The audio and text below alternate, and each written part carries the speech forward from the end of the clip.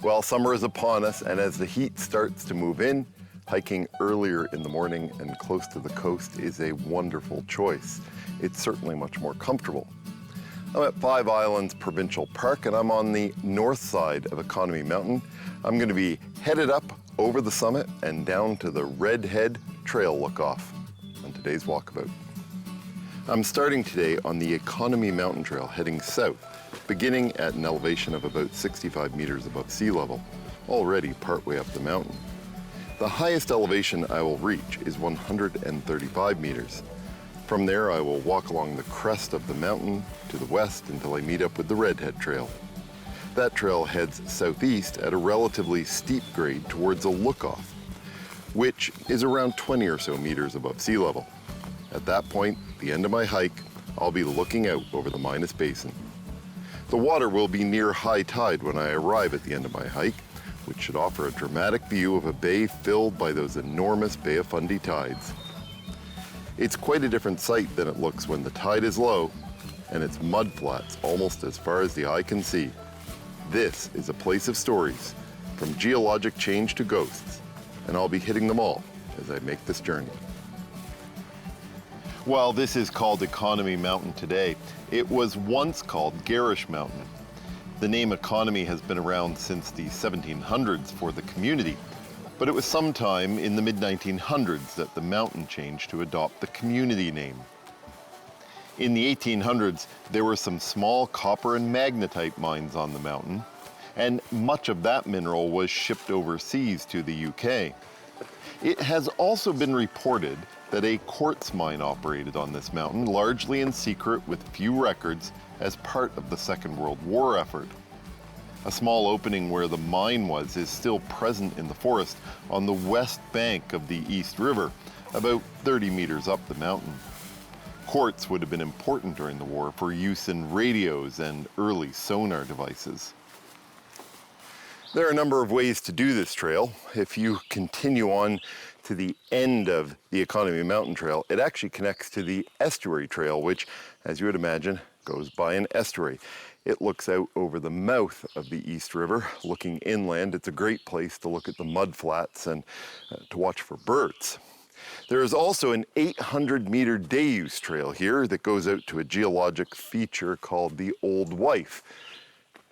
That trail will also take you to a beach access point where you can go rock hounding, beach combing, even clam digging, but you do have to watch out for the rising tide. Five Islands is named for the 5 islands that sit off to the west of this park. Those islands are Moose Island, Diamond Island, Long Island, Egg Island, and Pinnacle Island.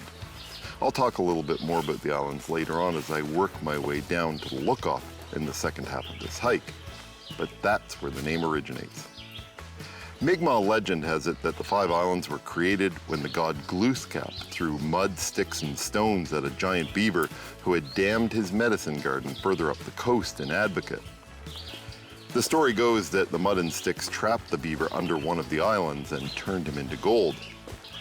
It's not really clear to me which of the islands has the beaver captured within it, as the names of the islands these days reflect more what they look like rather than the original story of the beaver. Now, while you might think the Mi'kmaq had different names for the islands, this doesn't appear to be so.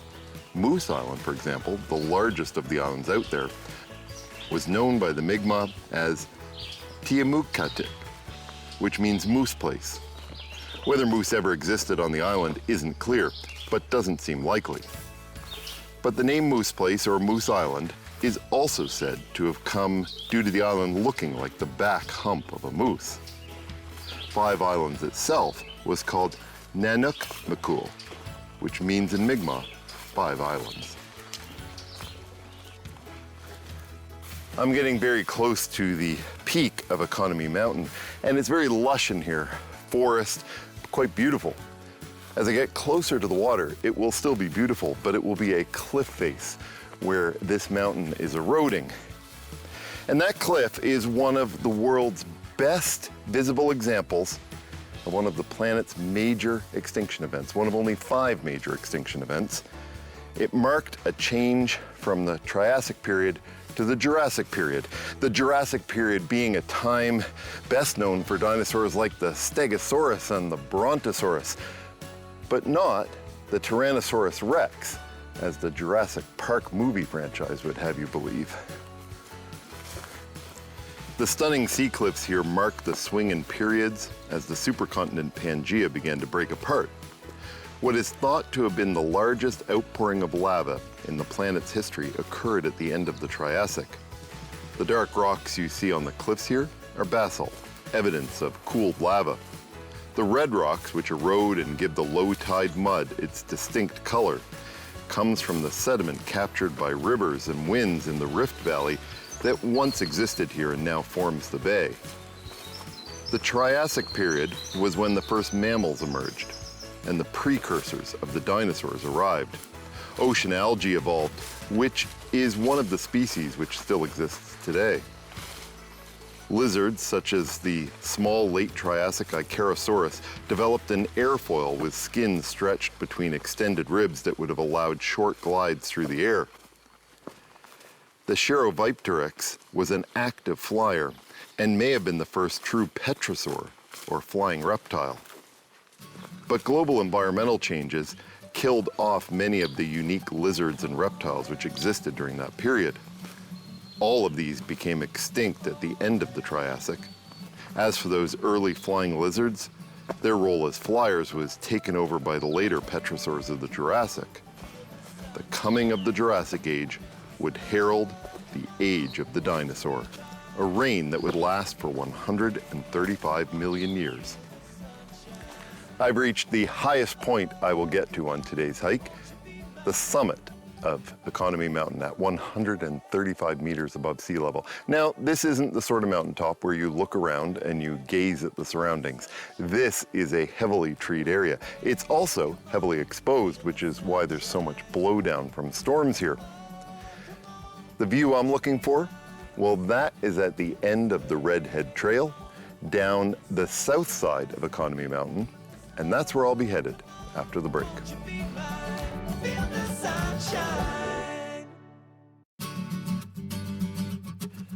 I'm on the top of Economy Mountain in Five Islands Provincial Park. I'm headed to the Redhead Lookoff, which looks out over the Bay of Fundy, the Five Islands which give this park its name, the most powerful tides in the world. Pretty soon I'll be turning onto the Redhead Trail, which will drop 100 to 110 meters over just over a kilometer before reaching that lookoff. If I turned here to the north, I would continue on the Economy Mountain Trail, which would take me back to the main park road, closer to the Park Information Office, and very near the start of the Estuary Trail. If you took that route, you could follow the Estuary Trail out along the mouth of the East River and back to the start of the Economy Mountain Trail. Or you could walk down the road back to the starting point, a shorter but less interesting walk. Heading straight at the intersection I just passed would take me back to the park, landing in the middle of one of the camping areas. I've turned left, which will take me southeast to Redhead and the Lookoff, as well as the coast of the Minas Basin. Fairly soon I should be able to see the islands that give this park its name. Long Island, one of those, has a house and a few cottages on it. For a time it was owned by Dick Lemon. He had moved here from California and fell in love with Nova Scotia and had the idea of creating an artist retreat on that island. He is also the founder of the Not Since Moses race, which is still in operation to this day. It is now operated by the Blue Nose Marathon folks. That sees runners tackle the low tide mud in trying to run 5 kilometers.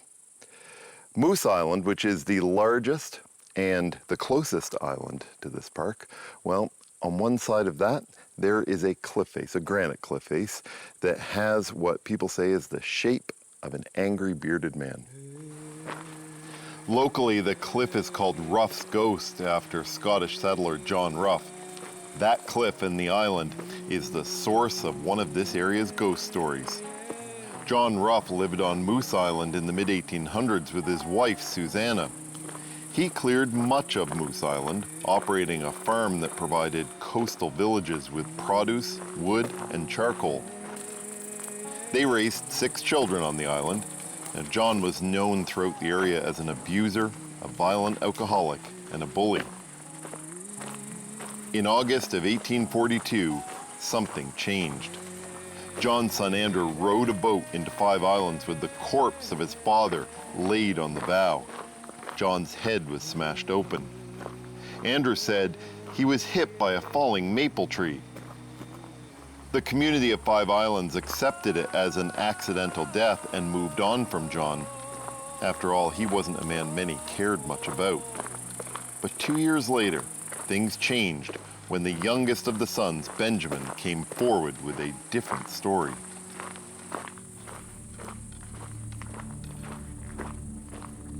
Were Benjamin Ruff only 9 at the time of his father's death, had been haunted by visions of his father standing with an axe over his bed at night. After 2 years of restless sleep and fearing nightfall, Benjamin came forward to say his brothers, Andrew and Arthur, had murdered their father. In court, Benjamin would tell a dark story. Well, young Benjamin didn't come forward because he wanted his brothers to hang. In fact, he said the murder was not their fault at all. Well, the prosecutors, of course, were incredulous. Whose fault could it be, they asked. Young Benjamin told a story of seeing a figure, a dark figure, dancing in the barn the night before his father's death. It was the devil, he said.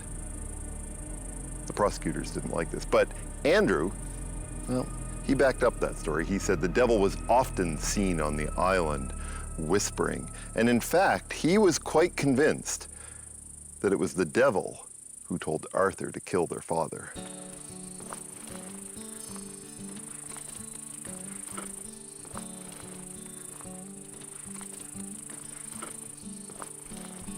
Across from Moose Island, where all this happened, is a point of land called the Old Wife. Around that point of land is where you can make your way down to the shore at low tide. Many of the campers here do that. So back to our story. It came out in court that Andrew and Arthur had actually tried in advance different methods of killing their father. In fact, they had thrown a sheep off of a cliff thinking maybe that's how they would kill him, but the sheep was only maimed and not killed, so they decided that that simply wouldn't work. In the end, however, the judge decided that the testimony of Benjamin, now 11, was simply insufficient to convict both Arthur and Andrew. So they were found not guilty, and the death was ruled accidental. In fact, the judge laid the blame at an original magistrate when John Ruff had died for not calling in a coroner at the time. Not long after the trial, the Ruff family left the island and never returned. They didn't even bother to sell the property. However, people in 5 Islands say that at night they can see a dancing light on the island. A ghost, if you will. Perhaps it is John Ruff, forced to live there forever. Or perhaps it's the sons, forever replaying their crime. Or perhaps it's the devil, dancing in the barn. On the back of Moose Island, it's said there's a ring where Captain Kidd moored his boats in search of a place to bury his treasure. The story goes that Ruff's ghost scared Captain Kidd from the island, and so he traveled out of the Minas Basin, out of the Bay of Fundy, and all the way around to the other side of Nova Scotia, to Oak Island instead. It's stories like that of the Ruff's ghost that brings this area alive. And this coastline is an endless array of stories. Fishing, shipbuilding, people living their lives in the unforgiving environment that the Minas Basin, the Bay of Fundy, and the forests and coastlines of this area offer those who attempt to tame them. No matter how many times I see the Bay of Fundy tides, they never cease to amaze me. Today at dawn, the tide height was 2 meters, which would have brought them just this side of Moose Island. And now they're lapping up against these cliffs. In another couple hours, at high tide, it'll be 12 meters, higher than it is now. And that isn't even the highest these tides go. The record is around 16 meters. 4 meters higher than what it will reach today. And that's all because of the shape of the Bay of Fundy and the Minas Basin. It's like a funnel, getting narrower and narrower and shallower as it reaches Truro. Well, the hottest part of the day is just about to arrive, and this is the end of my hike for today. But after the break, I will be in search of a waterfall hidden in a ravine in the Garden of Eden. Won't you be mine? Feel the sunshine.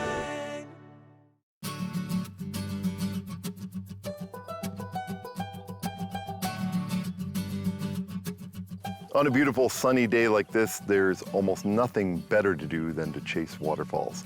There has been some regular rain over the past few weeks in Nova Scotia, and so many waterfalls are running well. And I hope that's the case here.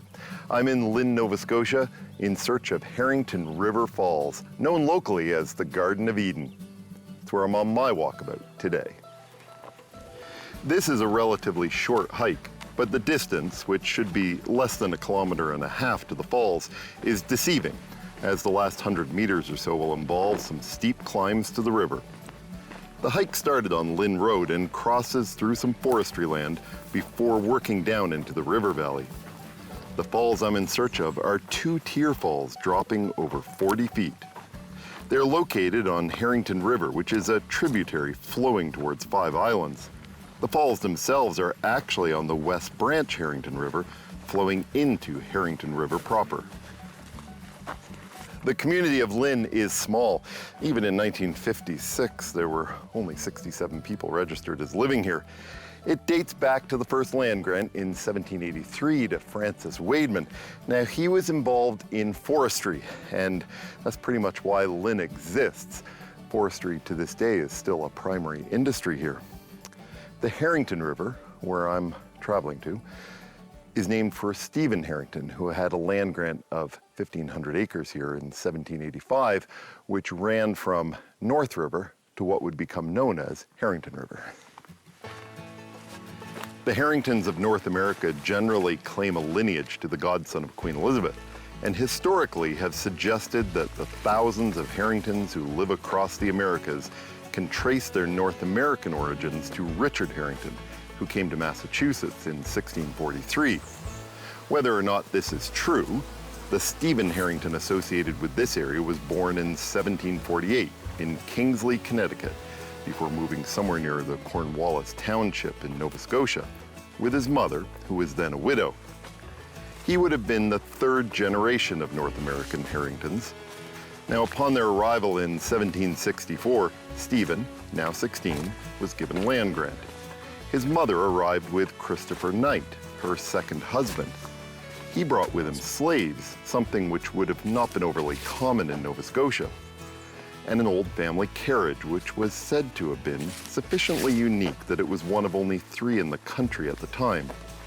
While there are a few details about the carriage, to have had it been so rare, it must have been quite spectacular in its time.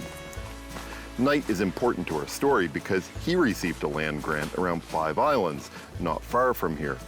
He was commissioned by the king to survey townships and became a very large landowner in the area. His holdings would ultimately form the newly established county boundary lines between Colchester and Cumberland, which in 1840 were both given parts of the Parsborough Township, which had until then actually been part of Kings County. When Stephen Harrington owned land in this area, land which incidentally is referenced in many acts of the Nova Scotia legislature, he was actually living most of his life on the other side of the Minas Basin. Keep in mind that at that time, the Parsborough Township was part of Kings County, which is these days entirely on the other side of the basin. The Harrington homestead was in Canning, on an orchard farm and other farmland created by the dike systems there. When Stephen Harrington died in 1825, he left this land to his sons.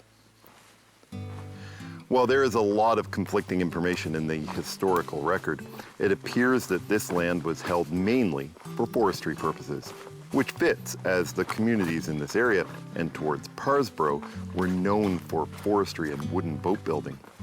At the time, various ferry services ran from the Annapolis Valley across the basin to this area, so that fact combined with Parsboro being part of Kings County at the time, means that it wouldn't have been surprising for the main homestead to be located elsewhere. This is perhaps the steepest part of this hike, and I can already hear the waterfall. There are some ropes that have been put in place, especially for when this gets a little bit wet, but always be sure to check the ropes before you use them. You don't know what's happened to them over time.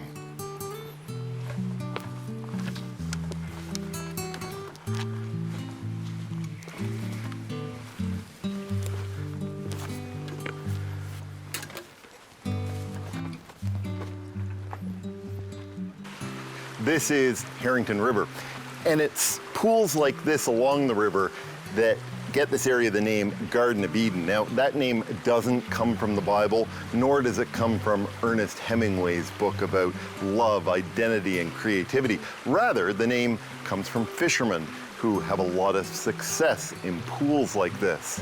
Now, interestingly, the word Eden is 13th century, and it comes from a Hebrew word meaning delightful place. Seems kind of fitting. If you don't know the reference to Ernest Hemingway's book, don't be too hard on yourself. It was not his typical novel. It took him from 1946 until 1961 to finish, and even then, it wasn't published until 1986, long after he passed away. It takes place in the French Riviera and recounts 5 months in the lives of a couple following their honeymoon. It's a controversial book for Hemingway fans, and worth learning a little bit more about if you have the time. But now, I've reached my destination, Harrington River Falls. Harrington Falls is not just a destination when the water is flowing. According to the Ice Climber's Guide to Nova Scotia, this waterfall is listed as a winter ice climbing destination. In Nova Scotia, ice climbing on waterfalls is a tricky exercise. The temperatures can change fast, so sometimes climbing is only possible for short windows of time. Well, it isn't too often that I get to end my hike behind a waterfall. This is Harrington River Falls. It's such a beautiful place. This part of Nova Scotia is so beautiful, and there's always something to explore here. Ernest Hemingway in his book wrote that in the Garden of Eden, there are no masks. We are allowed to be our authentic, flawed selves. You know, he wrote that about love, but it seems to apply to a place like this. Something to think about on your next walkabout.